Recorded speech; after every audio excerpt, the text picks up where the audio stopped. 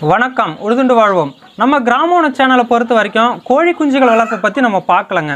So என்னோட அனுபவத்தில் வெற்றிகரமாக நான் எப்படி கோழி குஞ்சுகள் வளர்க்குறேன் அப்படிங்கிறத இன்றைக்கி நம்ம பார்க்க போகிறோம். புதுசாக கோழி பண்ண வைக்கணும்னு நினைக்கிறவங்க ஒரு நாள் குஞ்சுகள் வாங்கவே மாட்டாங்க. முக்கியமான காரணம் என்னென்னு பார்த்தீங்கன்னா, அவங்களால அதை வளர்க்க முடியாது, பராமரிக்கிறது ரொம்ப கஷ்டமாக இருக்கும். ஆனாலும் ஒரு நாள் குஞ்சுகள் வாங்கி வளர்த்தவங்கள்ட்ட போய் கேட்டிங்கன்னா கண்டிப்பாக ஒரு நாள் குஞ்சுகள் தான் வாங்குவாங்க. ஏன்னா ஒரு நாள் குஞ்சுகள் வாங்கி வளர்க்குறதாங்க ரொம்ப சுலபமான ஒரு விஷயம். ஏன்னா ஒரு நாள் குஞ்சுகளை வளர்க்கும் போது உங்களுக்கு பராமரிப்பு ரொம்ப ஈஸியாக இருக்குங்க. குறைவான இடத்துல நம்ம நிறைய குஞ்சுகளை வளர்க்க முடியும். முக்கியமாக முதலீடு ரொம்ப குறைவாக இருக்கும். அதனால் என்னோட அனுபவத்தை பொறுத்த வரைக்கும் நீங்கள் ஒரு நாள் குஞ்சு வாங்கி வளர்க்குறதாங்க ரொம்ப சிறப்பாக இருக்கும். முக்கியமாக குஞ்சு வளர்ப்பை யாரெல்லாம் கற்றுக்குறீங்களோ அவங்களால மட்டும்தாங்க தொடர்ந்து இந்த கோழி வளர்ப்பில் நிற்க முடியும். இந்த கோழி குஞ்சு வளர்ப்பை பொறுத்த வரைக்கும் 2 முறையில் வளர்ப்பாங்க. ஒன்று பார்த்தீங்கன்னா கோழிகள் கூட விட்டு வளர்க்குறது, அடுத்தது கோழிகளிலிருந்து பிரித்து நம்ம இந்த மாதிரி ப்ரூடர் போட்டு வளர்க்குறது. கோழிகள் கூட குஞ்சுகளை விட்டு வளர்க்குறத பற்றி நம்ம அடுத்தடுத்த வீடியோக்களில் பார்க்கலாங்க. முதல்ல ப்ரூடர் பற்றி பார்க்கலாம். ஏன்னா தொழில் ரீதியாக வரும்போது எல்லாருமே ப்ரூடர் முறையில் தான் குஞ்சுகள் வளர்ப்பாங்க. ஸோ அதுதான் ரொம்ப முக்கியமான ஒரு விஷயம். இன்னைக்கு ஒரு பண்ணையாளர் எந்த முறையில் கோழி குஞ்சு வளர்க்குறாரோ இன்னும் 3 வருஷத்துக்கு அப்புறமும் அதே முறையை தான் அவர் பயன்படுத்துவார். ஆனாலும் பார்த்தீங்கன்னா இன்றைக்கி அவருக்கு குஞ்சு இறப்புகள் அதிகமாக இருக்கும், 3 வருஷத்துக்கு அப்புறம் இழப்புகள் குறைவாக இருக்கும். இதுக்கு முக்கியமான காரணம் என்னென்னா, ஒவ்வொரு பேட்ச்லையுமே அவர் ஒரு புது விஷயங்களை கற்றுக்கிட்டே இருப்பார். அவருடைய பண்ணைக்கு ஏற்ற மாதிரி குஞ்சுகள் வளர்ப்பை மாற்றிக்கிட்டே இருப்பார். ஸோ இந்த அனுபவம் தாங்க ஒரு வெற்றியை நமக்கு கொடுக்கும். நான் எத்தனையோ முறையில் குஞ்சுகளை வளர்த்து பார்த்துட்டேங்க. அதில் ரொம்ப ஈஸியான முறையை உங்களுக்கு நான் சொல்கிறேன். என்னோட பண்ணையில் நான் என்னென்ன சின்ன விஷயங்கள் மாற்றம் பண்ணேன், ஸோ எப்படி குஞ்சுகள் இழப்பை தடுத்தேன், அதை பற்றி தான் உங்களுக்கு நான் சொல்ல போகிறேன். எவ்வளோ சுருக்கமாக சொல்ல முடியுமோ நான் சொல்லி முடிச்சிடுறேன்.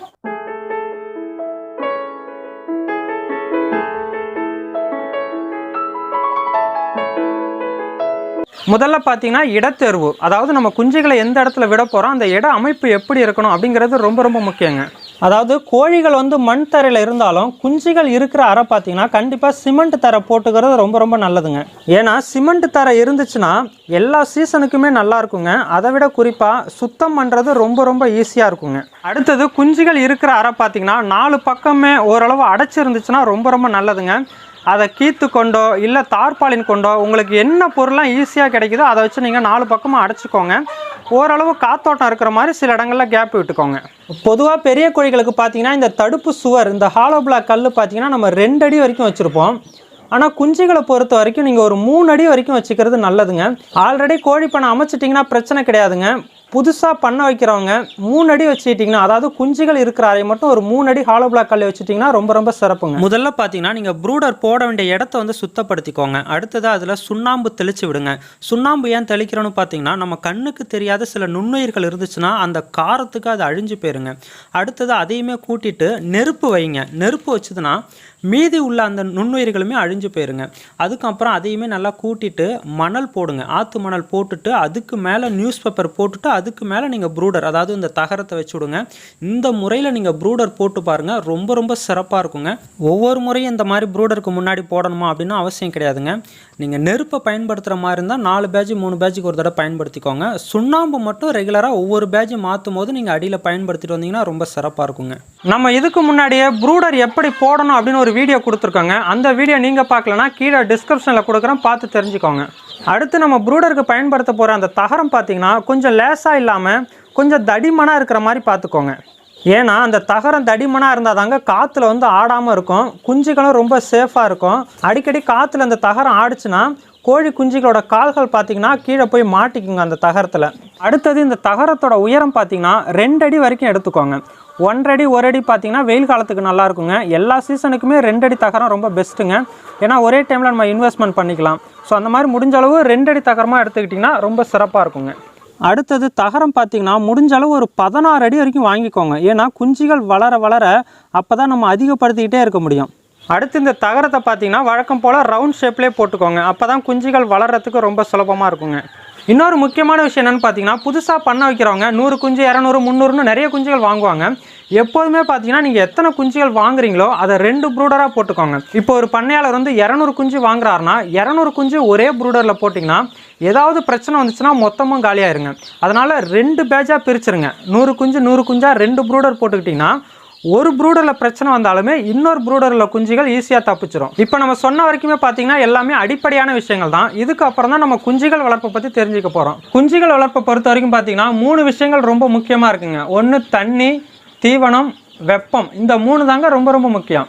குஞ்சுகளை பொறுத்த வரைக்கும் முதல் 45 நாள் வரைக்குமே பார்த்திங்கன்னா தண்ணி கொதிக்க வச்சு ஆற வச்சு தாங்க கொடுக்கணும்.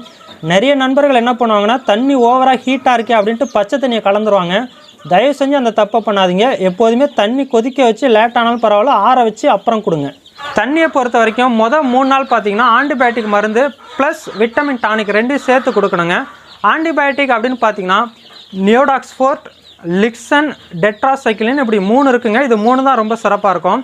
இந்த 3லேயே பார்த்திங்கன்னா இந்த நியோடாக்ஸ்ஃபோர்ட்டும் லிக்சன் 2மே விலை அதிகங்க. அதனால் முடிஞ்ச அளவு டெட்ராசைக்ளின் பயன்படுத்துறது ரொம்ப நல்லதுங்க. விலையும் குறைவு, நல்ல ரிசல்ட்டும் இருக்குங்க. அடுத்து இந்த பவுடர் வந்து தண்ணியில் எவ்வளோ அளவு கலக்கலான்னு பார்த்தீங்கன்னா 1 லிட்டர் தண்ணிக்கு வந்து 1 கிராம் கலந்தால் போதுமானதுங்க. 1 கிராம் நமக்கு அளவு தெரியாது அப்படிங்கிறதால ஒரு சின்ன டீஸ்பூனால் 1 ஸ்பூன் கலந்துக்கிட்டால் போதும். அடுத்து இந்த தண்ணி கூடவே சத்து டானிக்குங்க, அந்த விட்டமின் டானிக் கொடுக்கணும். நான் பார்த்தீங்கன்னா பி காம்ப்ளெக்ஸ் தான் பயன்படுத்திட்டு வரேன். எனக்கு ரிசல்ட் நல்லாயிருக்கு. உங்களுக்கு என்ன சத்து டானிக்கு விலை குறைவாக கிடைக்குதோ அதை நீங்கள் பயன்படுத்திக்கலாம். இதுவுமே 1 லிட்டருக்கு 1 மில்லி போதுமானதுங்க. இந்த மாதிரி தண்ணி வச்சதுக்கப்புறம் அடிக்கடி தண்ணியை மாற்றணுமா அப்படின்னா அதெல்லாம் அவசியம் கிடையாதுங்க. காலையில் ஒரு தடவை வச்சிட்டிங்கன்னா அந்த மருந்து கலந்து திருப்பி ஈவினிங் அடுத்தது நைட் ஆகுது பார்த்தீங்களா, அந்த நேரத்தில் அந்த டப்பாவை மறுபடியும் கழுவிட்டு அதுக்கப்புறம் இந்த மருந்தை கலந்து மறுபடியும் வைங்க. ஸோ நடுவில் உங்களுக்கு தண்ணி தீர்ந்தாலுமே மறுபடியும் இதே மருந்தை கலந்து வைங்க. 24 மணி நேரமும் இந்த மருந்து இருக்கணுங்க. ஃபஸ்ட்டு 3 நாள், மொதல் 3 நாள் வந்து டெட்ராசைக்ளின் கூட இந்த சத்து டானிக்கை கலந்து கொடுத்துட்டோம். அடுத்தது என்ன பண்ணணும்னு பார்த்தீங்கன்னா டெட்ராசைக்ளின் பவுடர் சுத்தமாக கொடுக்கவே கூடாதுங்க. சத்து டானிக்கு மட்டும் தொடர்ந்து கொடுத்துட்டு வாங்க. கிட்டத்தட்ட 15 நாளுக்கு அப்புறம் மறுபடியும் 3 நாள் இந்த பவுடர் கூட சத்து டானிக் சேர்த்து கொடுங்க. அந்த 3 நாள் நிப்பாட்டினதுக்கு அப்புறம் சத்து டானிக் மட்டும் தொடர்ந்து கொடுத்துட்டு வாங்க. இப்படி ஒவ்வொரு 15 நாளுக்கு ஒரு தடவையும் 3 நாள் தொடர்ந்து கொடுக்கணும் இந்த பவுடரை. ஆனால் சத்து டானிக்கை பொறுத்த வரைக்கும் இந்த விட்டமின் டானிக் இருக்குல்ல, இதை வந்து 45 நாள் வரைக்கும் தொடர்ந்து கொடுத்துருங்க. அதுக்கு அப்புறம் நீங்கள் கொடுக்கணும்னு அவசியம் கிடையாதுங்க. அடுத்து 7வது நாள் F1, 14வது நாள் IBD, 21வது நாள் லசோட்டா அப்படின்னு சொல்லிட்டு இந்த சொட்டு மருந்துகள்லாம் கொடுக்கணுமா அப்படின்னு உங்களுக்கு டவுட் வரலாங்க. ஸோ நான் இது வரைக்கும் அதெல்லாம் கொடுத்தது கிடையாதுங்க. இந்த டெட்ராசைக்ளின் பவுடர் தான் சரியாக 15 நாளுக்கு ஒரு தடவை 3 நாள் கொடுத்துட்டு வந்துட்டு இருக்கிறதால எனக்கு இந்த சொட்டு மருந்துகள் போட வேண்டிய அவசியம் கிடையாதுங்க. நீங்கள் புது பண்ணையாளராக இருந்தால் இதெல்லாம் கற்றுக்கணும் அப்படின்னு நினச்சிங்கன்னா கண்டிப்பாக இதெல்லாம் கொடுக்கறது நல்லதுங்க. நோய்கள்னு பார்த்தீங்கன்னா குஞ்சுகளை பொறுத்த வரைக்கும் முதல் 3 நாள் வந்து சால்மனல்லா அப்படின்னு சொல்லக்கூடிய ஒரு நுண்ணுயிரியால் தாக்கம் ஏற்படுங்க. அதாவது ஆசனவாய் பகுதியில் வந்து எச்சங்கள் ஒட்டிக்கிறது. இதை நீங்கள் நிறைய கேள்விப்பட்டிருப்பீங்க. ஸோ இதனால தான் வந்து ஒரு நாள் குஞ்சுகள் அதிகமாக இறக்கும். இதுதான் வந்து மழை காலங்களில் அதிகமாக வருங்க. மழை காலத்தில் உங்கள் பண்ணையில் இந்த பிரச்சனை வந்துச்சுன்னா இது அப்படியே வெயில் காலத்துலேயும் வருங்க. ஸோ இதை தடுக்கிறதுக்காக தான் நம்ம மொதல் 3 நாள் வந்து அந்த ஆன்டிபயோட்டிக் அந்த டெட்ராசைக்ளின் பவுடர் வந்து நம்ம கொடுத்துட்டு வரோம். ஏன்னா 15 நாளுக்கு அப்புறம் இந்த சால்மனல்லா பாக்டீரியாவில் கோழி குஞ்சுகளுக்கு எந்த பிரச்சனையும் வராதுங்க. இதுக்கு நடுவில் கோழி குஞ்சுகள் குன்னி நின்னாலோ இல்லை ரெக்க தொங்கு போய் இருந்தாலோ உடனடியாக அந்த என்ட்ரோடாஸ் பிஹெச் அதாவது சளிக்கான மருந்துகள் எதுவாக இருந்தாலும் ஒரு 3 நாள் கொடுத்துருங்க. ரொம்ப சிறப்பாக இருக்கும். அடுத்து தண்ணி வைக்கிறதுல பார்த்தீங்கன்னா 2 முறை இருக்குங்க. ஸ்டாண்டை பயன்படுத்தி வைக்கிறது ஒன்று. ஏன்னா இப்போ வெறும் தரையில் போயிட்டு நீங்கள் அந்த ஸ்டாண்டே இல்லாமல் தண்ணி வச்சிங்கன்னா கோழி குஞ்சுகள் வந்து ஒன்று மேலே ஒன்று ஏறி அப்படியே மல்லாக்கா விழுந்ததுன்னா அது கண்டிப்பாக இறந்து போயிருங்க. தண்ணிக்குள்ளே மூழ்கி இறந்துடும். ஸோ அதை வந்து தடுக்கிறதுக்காக இந்த ஸ்டாண்ட் வந்து பயன்படுத்திக்கோங்க. இந்த ஸ்டாண்டில் பார்த்தீங்கன்னா உங்களுக்கு நீளமான பகுதி, குட்டையான பகுதின்னு 2ஆக இருக்குங்க. இந்த குட்டையான பகுதியிலே பாதி அளவு வெட்டிடுங்க. வெட்டிட்டு அதுக்கப்புறம் வச்சிங்கன்னா ஒரு நாள் குஞ்சுகளுக்கு கூட நீங்கள் ஸ்டாண்டில் தாராளமாக வைக்கலாம். எந்த இழப்புகளும் வராதுங்க தண்ணி மூலயமா விழுந்து.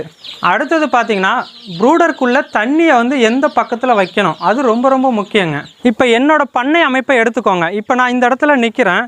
என்னோடய ரைட் சைடு பார்த்தீங்கன்னா ரோடு இருக்குது. அடுத்தது நான் தங்குறது பார்த்தீங்கன்னா இந்த ரூமில் தான் தங்குவேன். இங்கே தான் நாய்களுமே கட்டி கிடக்கும். அடுத்தது என்னோடய பைக்கு சத்தம் எல்லாமே இங்கே தான் இருக்கும். வெளியில் ரோட்டில் போகக்கூடிய அந்த வண்டி சத்தங்கள் எல்லாமே இந்த பக்கம் தான் எனக்கு நடக்கும். இந்த பக்கம் பார்த்தீங்கன்னா எந்த பிரச்சனையுமே கிடையாதுங்க. இதை ஏன் நான் சொல்கிறேன்னு பார்த்தீங்கன்னா இப்போ ரோட்டில் வந்து ஒரு வாகனம் போனாலோ என்னோடய நாய் வந்து கத்துனாலோ இல்லை என்னுடைய வண்டியை நான் ஸ்டார்ட் பண்ணாலோ என்னுடைய ஃபோனில் ஏதாவது பாட்டு கேட்டாலோ எல்லாமே எனக்கு இந்த பக்கம் தான் நடக்கும். இப்போ இந்த பக்கத்துலேருந்து சத்தம் கேட்கும்போது கோழி குஞ்சுகள் எல்லாமே ஆப்போசிட்டுக்கு ஓடும். அப்போ ஆப்போசிட்டில் நீங்கள் தண்ணி டப்பாயை வச்சுருந்தீங்கன்னா என்ன ஆகும்? அப்போ அந்த தண்ணி மேலே எல்லாம் ஒன்று மேலே ஒன்று ஏறும்போது 1-2 இறக்க வாய்ப்பு இருக்குது. ஒரு 10 குஞ்சு நனைஞ்சிச்சுனாவே அடுத்த 3 நாளுக்கு அப்புறம் என்ன பிரச்சனை வரும்னு தெரியாது. கோழி குஞ்சுகளை பொறுத்த வரைக்குங்க முக்கியமாக இன்றைக்கி நாம் ஒரு சின்ன தப்பு பண்ணாலுமே அதோட சிம்டம்ஸ் வந்து 3ஆவது நாள் தாங்க கண்டிப்பாக தெரியும். ஏன்னா இன்றைக்கி நம்ம ஒரு சின்ன தப்பு பண்ணியிருப்போம், கோழி குஞ்சில் ஒரு ஹீட்டு கொடுக்காமல் இருப்போம், இல்லை பச்சை தண்ணி கொடுத்துருப்போம். ஸோ அந்த மாதிரி நம்ம எந்த தப்பு பண்ணாலுமே 3ஆவது நாள் தான் அதோட ரியாக்ஷன் தெரியுங்க. ஸோ இந்த குஞ்சுகள் நல்லா இருக்கும் நம்ம நினச்சிட்டே இருப்போம், 3ஆவது நாள் அதோட ரியாக்ஷன் கண்டிப்பாக தெரியும். ஸோ இப்போ நான் என்ன பண்ணணும் அப்படின்னு பார்த்தீங்கன்னா, எந்த பக்கத்துலேருந்து எனக்கு சத்தம் வருதோ, அதாவது என்னோடய பண்ணையில் எந்த பக்கத்துலேருந்து சத்தம் அதிகமாக வருதோ அந்த பக்கத்தில் நான் தண்ணி டப்பாய் வச்சுட்டு தீவன டப்பாயை தூக்கி நான் இந்த பக்கம் வச்சுருவேன். அப்படி வைக்கும்போது கோழி குஞ்சுகள் ஓடினாலும் அந்த தீவனத்து மேலே தான் விழுமே தவிர தண்ணியில் விழுந்து எதுவுமே சாவாது.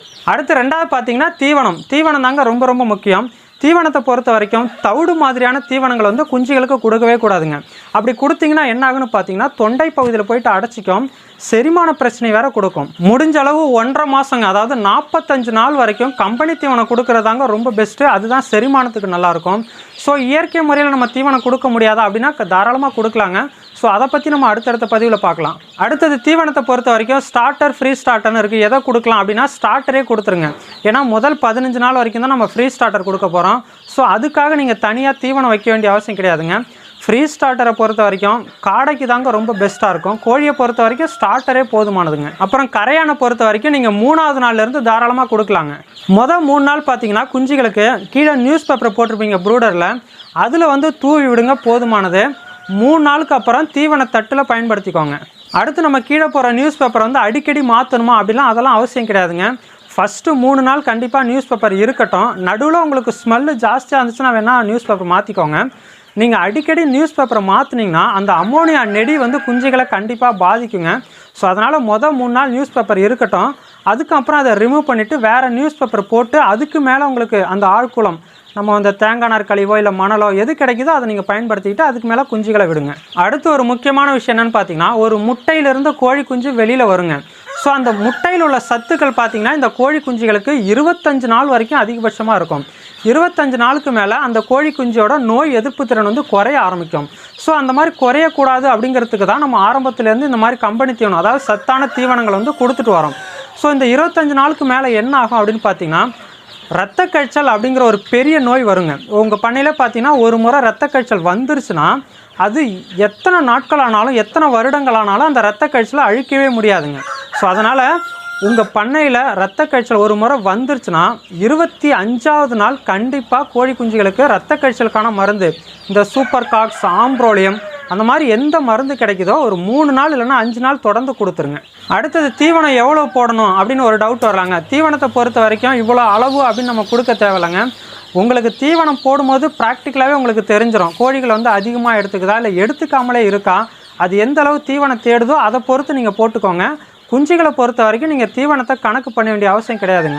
தீவனத்தை பொறுத்த வரைக்கும் வெயில் நேரத்தில் மட்டும் இல்லாத மாதிரி பார்த்துக்கோங்க. வெயில் நேரத்தில் தீவனத்தை குடிச்சினா குஞ்சுகளுக்கு பிரச்சனை வரும். தண்ணியை பொறுத்த வரைக்கும் 24 மணி நேரமும் இருக்கிற மாதிரி பார்த்துக்கோங்க. அடுத்த தீவனத்தில் பிராய்லர் தீவனமா நாட்டுக்கோழி தீவனமா அப்படின்னு ஒரு டவுட் வரலாங்க.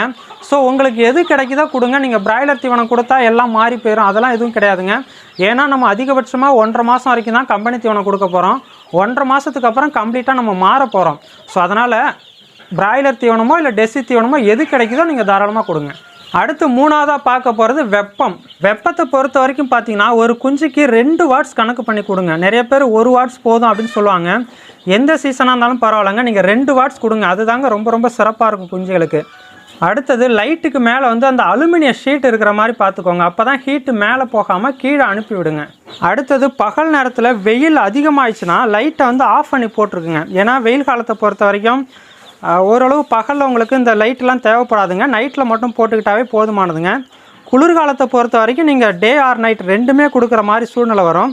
ஸோ அதுக்கேற்ற மாதிரி நீங்கள் லைட்டு கொடுத்துக்கோங்க. அதாவது ப்ராக்டிக்கலாக தாங்க நீங்கள் எல்லாத்தையுமே பார்த்துக்கணும். இப்போ பார்த்தீங்கன்னா குஞ்சுகள் எல்லாமே ஓரளவு எல்லா பக்கத்துலையுமே ஓரளவு ஈவனாக இருக்குது பாருங்கள்.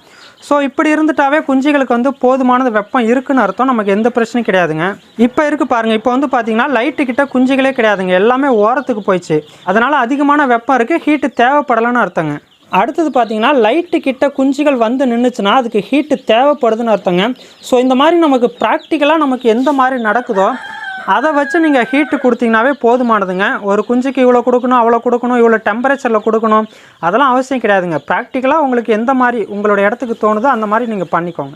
அடுத்து முக்கியமான விஷயம் என்னென்னு பார்த்தீங்கன்னா, இப்போ எனக்கு லைட்டுக்கும் தண்ணிக்கும் கொஞ்சம் தூரமாக இருக்குங்க. ஒருவேளை நீங்கள் லைட்டுக்கு கீழேயே தண்ணியை வச்சுட்டிங்கன்னா அது என்ன ஆகுன்னு பார்த்தீங்கன்னா அந்த ஹீட்டுக்கும் அந்த தண்ணிக்கும் பார்த்தீங்கன்னா குஞ்சுகளுக்கு பெரிய பிரச்சனையை கொடுத்துருங்க. ஸோ அதனால் ஓரளவு தண்ணி ஒரு பக்கம், தீவனம் ஒரு பக்கம், லைட் ஒரு பக்கம் இருக்கிற மாதிரி பார்த்துக்கோங்க. அடுத்தது கரண்ட் போயிடுச்சுன்னா என்ன ஆகுன்னு பார்த்தீங்கன்னா குஞ்சுகளெல்லாம் ஒன்று மேலே ஒன்று ஏறி இறக்குங்க. ஸோ அந்த நேரத்தில் நீங்கள் ஏதாவது சோலார் லைட்டு வச்சுட்டிங்கன்னா இல்லை காண்டா விளக்குகள் ஏதாவது வச்சுக்கிட்டிங்கன்னா ரொம்ப நல்லதுங்க. லைட்டு போகிற நேரத்தில் அதுங்களுக்கு ஹீட்டு கொடுக்கலனாலும் ஒரு ஒளியை கொடுத்திங்கன்னா அந்த குஞ்சுகள் வந்து நடமாடிக்கிட்டே இருக்குங்க, எந்த பிரச்சனையும் வராது. அடுத்தது பார்த்தீங்கன்னா குஞ்சுகள் வளர்ந்ததுக்கு அப்புறம் இந்த லைட்டு வந்து தேவைப்படாதுங்க இரவு நேரத்தில். ஸோ அதனால் என்ன பண்ணலான்னா இரவு நேரத்தில் தண்ணி டப்பாவை ப்ரூடருக்குள்ளே வைக்கவே கூடாதுங்க. எப்போ குஞ்சுகளுக்கு லைட்டு போகிறீங்களோ அப்போ மட்டும் தண்ணி வச்சாவே போதுமானதுங்க. லைட்டு இல்லாத நேரத்தில் குஞ்சுகளுக்கு தண்ணி வைக்காதீங்க. நைட்டில் ஒன்று மேலே ஒன்று ஏறி தண்ணியில் விழுந்து இறந்துடும். இது மட்டும் இல்லைங்க, நைட்டில் வந்து குஞ்சுகளுக்கு லைட்டு போட்டிருப்பீங்க, தண்ணி வச்சுருப்பீங்க, தீவனம் வச்சுருப்பீங்க. என்னென்னா ஹீட் எங்களுக்கு அதிகமாக தேவை அப்படிங்கிறதுக்காக மேலே வந்து ஒரு சணல் சாக்கு போட்டுருவீங்க. அப்போ என்ன ஆகும் அப்படின்னு பார்த்தீங்கன்னா அந்த ஹீட்டோட அந்த தண்ணி வந்து நீராவியாகி வெளியில் வருங்க. அப்போ வெளியாகும் போது மேலே ஒரு தடுப்பு நம்ம சாக்கு போட்டுரும் போது அந்த தண்ணி மறுபடியும் கீழே போயிட்டு குஞ்சுகளுக்கு சளி பிடிக்க வாய்ப்பு இருக்குங்க. ஸோ என்னென்னா மேலே வந்து கண்டிப்பாக ஓப்பனாகிற மாதிரி பண்ணிக்கோங்க லைட்டு போட்டிங்கன்னா. ஒருவேளை எங்களுக்கு குளிர் அதிகமாக இருக்குன்னா நீங்கள் பாதி வரைக்கும் சணல் சாக்கு போட்டுக்கோங்க, போதுமானது. இதுக்கு அப்புறம் பார்த்தீங்கன்னா 45ஆவது நாள் வந்து குடற்புழு நீக்கம் பண்ணிடுங்க. அப்புறம் 2வது மாதம் R2Bன்னு சொல்லக்கூடிய அந்த தடுப்பூசி போட்டு விட்டுருங்க. பசுந்தீவனம் கொடுக்கலாமா அப்படின்னா 15ஆவது நாள்லேருந்து நீங்கள் பசுந்தீவனம் கொடுக்க ஆரம்பிச்சிடலாங்க. இந்த முறை தாங்க என்னோடய பண்ணையில் நான் பயன்படுத்திட்டு வரேன். எனக்கு பார்த்தீங்கன்னா குஞ்சுகள் இறப்புங்கிறது சுத்தமாக இருக்காதுங்க. அதை ஆல்ரெடி நான் 0 ஆக்கிட்டேங்க. ஸோ என்னென்னா இந்த மாதிரி சில சின்ன சின்ன முறைகளை வந்து நீங்கள் கரெக்டாக கையாண்டிங்கன்னா குஞ்சுகள் வளர்ப்பு அப்படிங்கிறது ரொம்ப பெரிய விஷயமே கிடையாதுங்க. ரொம்ப சிறப்பாக வளர்த்துடலாம். அடுத்த ஒரு வீடியோவில் சந்திக்கலாம். நன்றி, வணக்கம்.